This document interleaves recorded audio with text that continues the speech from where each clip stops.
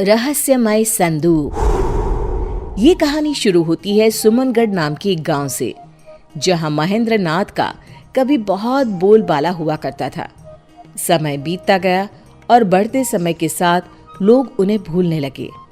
आज महेंद्र नाथ का परिवार भी गांव के बाकी परिवार की तरह ही एक आम परिवार बनकर रह गया था। एक हादसे में महेंद्र नाथ की मौत के बाद उनकी पत्नी ने ही घर को संभाला। वो अक्सर अपनी पोती प्रिया को उसके दादाजी की कहानियां बताया करती थी। बहुत अलग से थे तुम्हारे दादाजी। इन आम लोगों से अलग थी उनकी शक्तियाँ। दादाजी के बारे में कुछ और बातें बताओ ना दादी। वो जादू करते थे ना?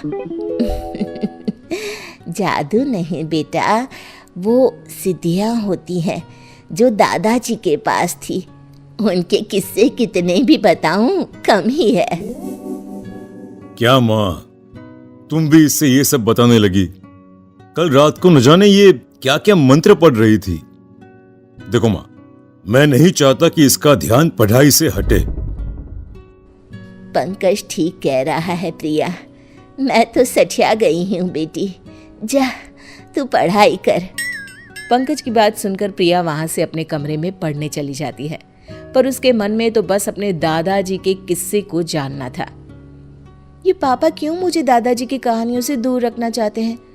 ऐसा क्या है उनमें? बहुत हुआ, ऐसा कुछ तो है जो सब मुझसे छुपा रहे हैं। प्रिया छुपकर अपनी दादी के कमरे के बाहर खड़े रहकर उन दोनों की बातें सुन लेती है। माँ, प्रिया को उस संदूक के बारे में कुछ भी पता नहीं चलना चाहिए। इस तरह अगर तुम पिताजी के बारे में उससे बात करती रहोगी तो कभी न कभी वो भी बाहर आ जाएंगे। जो छुपा होना चाहिए। पापा क्या छुपा रहे हैं मुझसे? क्या छुपाना है? कौन सा संदूक? ये सब क्या चल रहा है? तू कब तक छुपा लेगा प्रिया से इन बातों को? कभी ना कभी वो संदूक भी सामने आ जाएगा पंकज।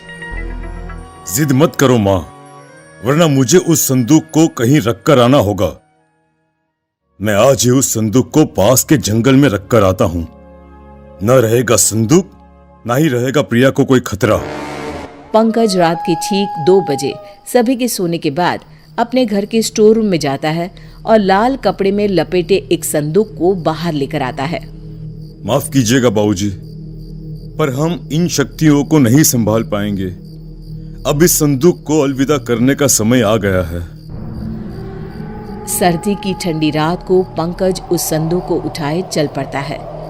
हवा बहुत तेज बहने लगती है। अचानक ही आंधी आने जैसा माहौल बन जाता है। अरे, ये अचानक मौसम को क्या हो गया? अगर बारिश शुरू हो गई तो मैं क्या करूंगा? तेज हवाओं के बीच जैसे तैसे पंकज जंगल में पहुंचता है और उस संदूक को वहीं रखकर वापस घर आने को लौट पड़ता है। पंकज को रास्ते में वही संदूक दिखाई पड़ता है। अरे, ये वापस यहाँ कैसे आया? अभी तो मैं इसे जंगल में छोड़कर आया था। पंकज फिर से उस संदूक को जंगल में लेकर जाता है और जमीन में दफना देता है। इस बात से अनजान की प्रिया उसका पीछा कर रही है। पंकज संदूक को दफनाकर निश्चिंत होकर घर वापस आकर सो जाता है। तो इस संदूक को मुझसे छिपाना चाहते थे पापा। लगता है इसमें कोई खजाना है। इसे मैं घर वापस ले जाऊंगी। प्रिया संदूक को वापस अपने घर ले आती है और अपने कमरे में जाकर उसे खोलती है। ये सब क्या चीजें हैं? इतना छोटा सा झाड़ू और ये किताब। क्या पापा इनको छिपाना चाहते थे मुझसे? ओहो, बेकार में इतनी सर्दी में जंगल से इस संदूक को मैं ले आई। कल ही वापस रखाऊंगी। ये कहकर प्रिया सोने चली जाती है। वो जैसे ही आंखें बंद करने वाली होती है, किताब में से एक तेज रोशनी बाहर आती है। झाड़ू खुद ब खुद हवा में उड़ने लगती है। ये सब क्या हो रहा है? किताब में से रोशनी के साथ साथ कई अक्षर हवा में उड़ने लग जाते हैं। कब से अपने मालिक की तलाश कर रहा था मैं। तुम मिल ही गई मुझे प्रिया। प्रिया की आंखों के सामने सभी अक्षर उसके दिमाग में चले जाते हैं। किताब अपने आप बंद हो जाती है। झाड़ू एक छोटा सा डिब्बा बन जाता है और प्रिया की आंख लग जाती है। अगली सुबह, कल रात जो भी मैंने देखा वो मेरा सपना था या हकीकत? तभी कमरे में बैठी हुई प्रिया को दूसरे कमरे में अपने दादी और पापा की बातें सुनाई देने लग जाती है। मैं यहाँ बैठे हुए कैसे सब कुछ सुन पा रही हूँ? ये कैसे हो सकता है? तभी अचानक से प्रिया को अनजाने साए दिखने लग जाते हैं। हमें बचाओ प्रिया, हमें बचाओ। कौन हो तुम लोग? नहीं नहीं, मुझे छोड़ दो। प्रिया की आवाज सुनकर शोभा और पंकज उसके कमरे में आते हैं, पर उन्हें वहां कोई नहीं दिखता। क्या हुआ प्रिया, तुम ठीक तो हो? पापा, मुझे बचा लीजिए। मैं कल वो संदूक अपने साथ ले आई थी। मुझे अब यहाँ पर अजीब से लोग दिखाई दे रहे हैं जो मुझसे मदद मांग रहे हैं। मैं ये जानता था, इसीलिए तो ये सब तुझसे छुपाया मैंने।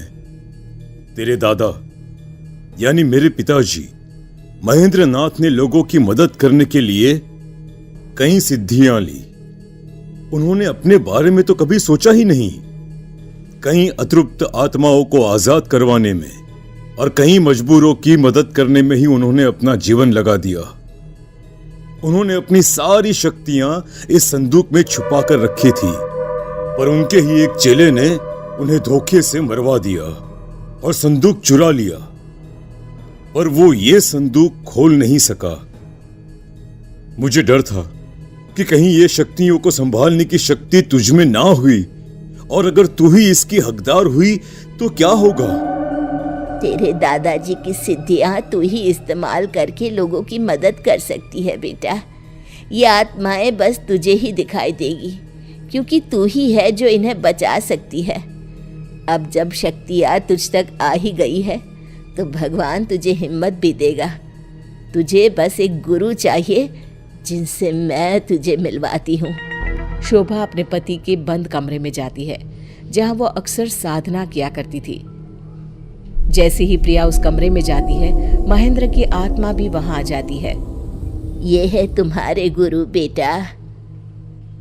ज्ञान तो प्रिया पा चुकी थी। महेंद्र नाथ प्रिया को सिद्धियों की प्रयोग के नियम की शिक्षा देते हैं। प्रिया इन सब गुणों में महारत हासिल कर लेती है और अपना पूरा जीवन लोगों की भलाई में लगा देती है।